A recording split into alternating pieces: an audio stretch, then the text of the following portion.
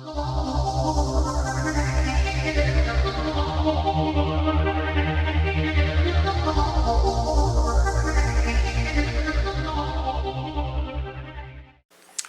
back. Here we are with the chart of the month from Silicon Valley Mobility for April 2021. Last month we looked at how Moore's law applies to batteries for electric vehicles. More than some think, but less than others think.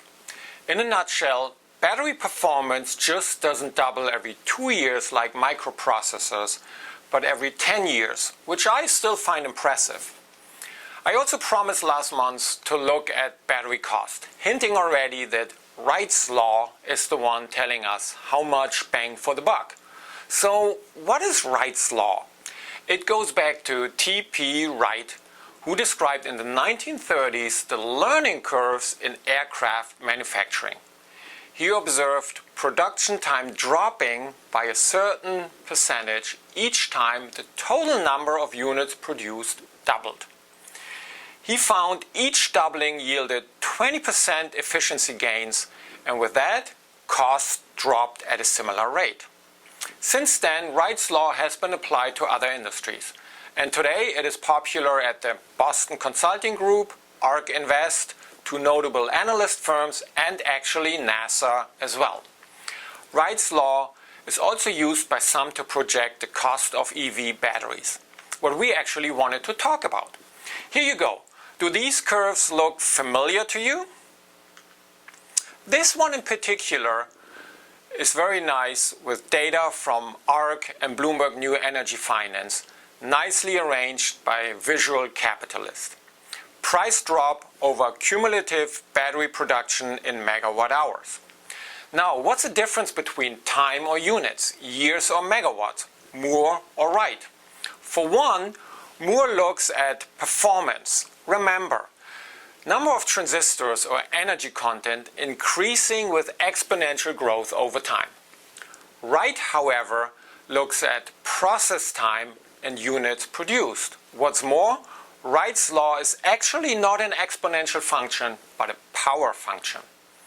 Wright emphasizes learning from the units produced, which is why the law is also referred to as the experience curve.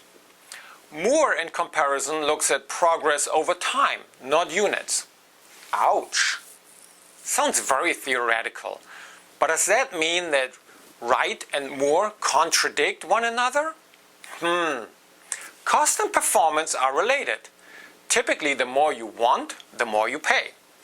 Cumulative units produced and progress in time are also related. It's basically market demand over time. So, potato, potato? Or apples and oranges. Let's think about it. First, time.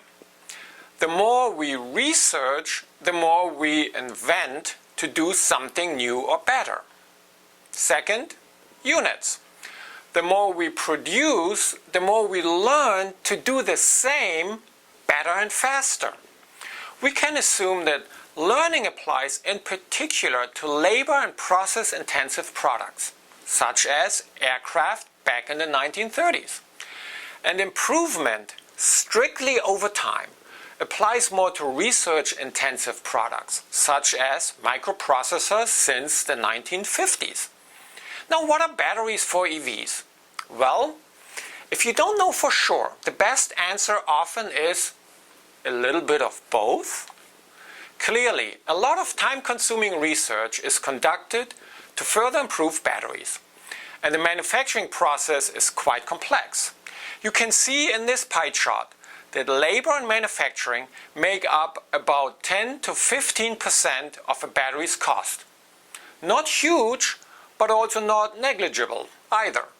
That means there's probably an experience curve for batteries bringing down cost over units produced. And at the same time, there's immense investment going into batteries. Bloomberg Energy New Finance talks about $620 billion between 2018 and 2040. That means there's probably a time component for batteries bringing down cost as well. There you have it.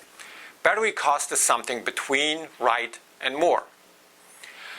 Looking out through the next decade gives us some sort of funnel where things might go. And this is actually the magic of projecting.